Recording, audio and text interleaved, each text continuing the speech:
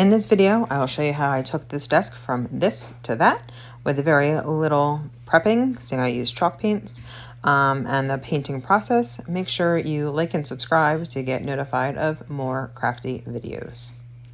Okay, I never remember to do the before videos, but this is what I am working on today.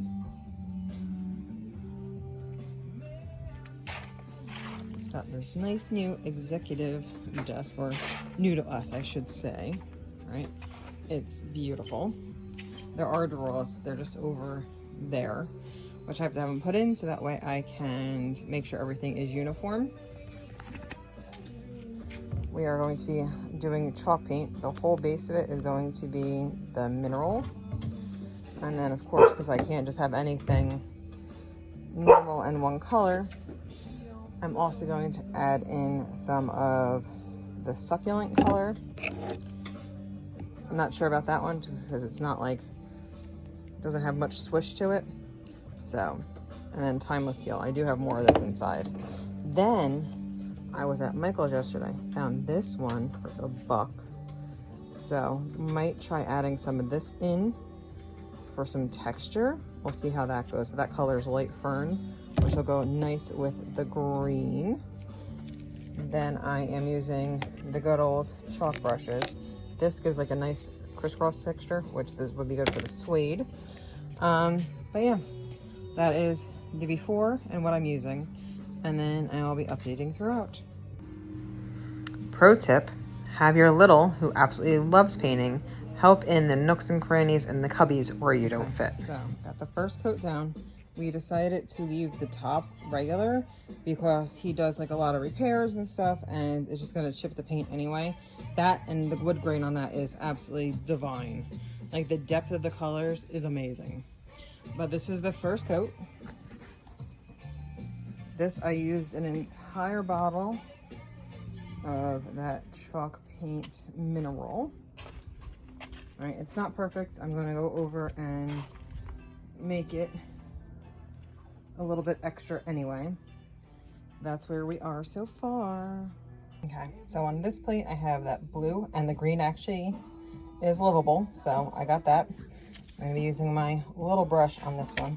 And then I also have my plate with the gray left over, so I'm gonna have to put some of that down and then do some of the blues and greens example. All right, so I'm just gonna go wet paint in here. Then I'm gonna come in with the blue and add that in.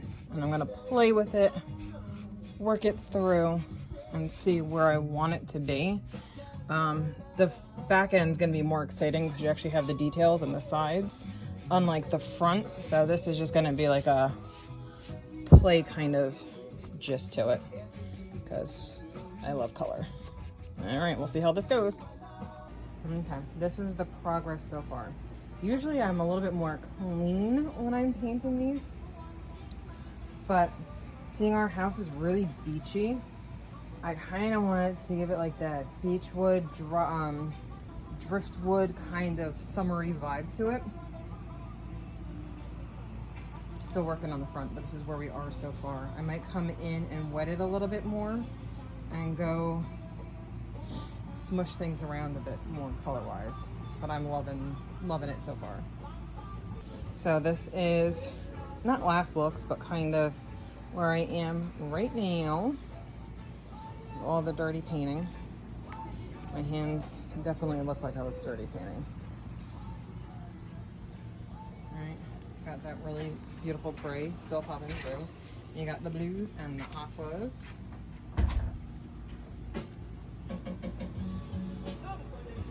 Now I'm going to go and see what this bad boy's all about. I'll keep you posted. So here's what I'm doing. I'm going in some of these gray spots. I got the big pile, I'm coming over, tapping it off, and I'm just going in and just like adding, just cross hatching just to give some texture and dimension to this more. just to make some of the colors pop. You know, give it a little bit more zhuzh. Always about the extra zhuzh. And then I'll be doing that all the way around. Okay. Here it is with the suede stuff on it. Not too much of a texture, but it's cool. Also, this gives that little bit extra contrast. And it looks like white on here, but it actually is like it's really faint green.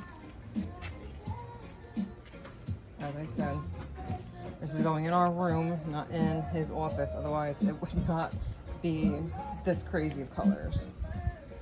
But we have a very beachy aqua and green color scheme in our house. So that's where we're at. I'm going to come back in a little bit and start sanding it, which I will video before that. And then I'm going to add some silver tones with silver rub and buff. All right, be back in a bit. Okay, so we're not rubbing and buffing it because I have no idea where my silver went. But I am taking my handy dandy, whatchamacallit, I have no idea what grit this is. Sanding block, there we go. And I'm just going through and I'm just hitting the edges in random spots just to bring some of that chippy goodness in. Let's see, kind of just like that, just to bring some of the darker tones in and give it more of that driftwoody, beachy aesthetic. All right, so another good thing about doing the sanding, just even a little bit, is if you went a little too hard in some spots with one of the colors, so when you're layering it, you can sand it down to blend it a little bit better. Okay, so with sanding, right? Another thing to keep in mind is who's going to be using whatever you're painting. Kevin's going to be using this. As you can hear, he's rather rough on things. He's currently in the garage building stuff. But see how I'm doing it on the edges where it's going to be more used and bumped into.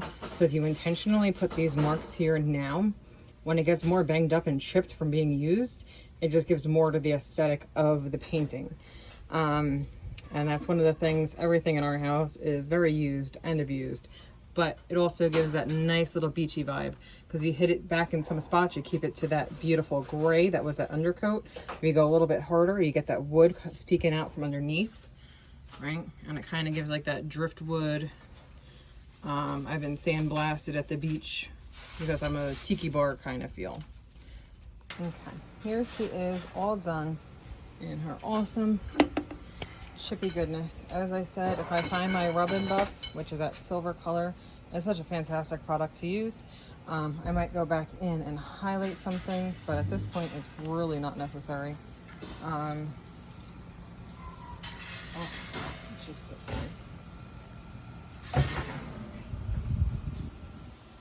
Right. Do not mind the mess that is my backyard or my yard in the background.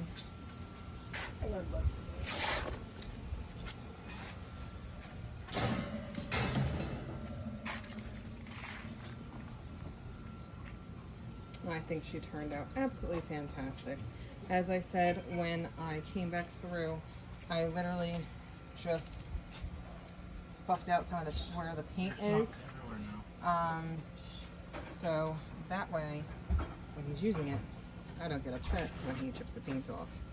Smart painting, smart distressing. That's the way that one goes.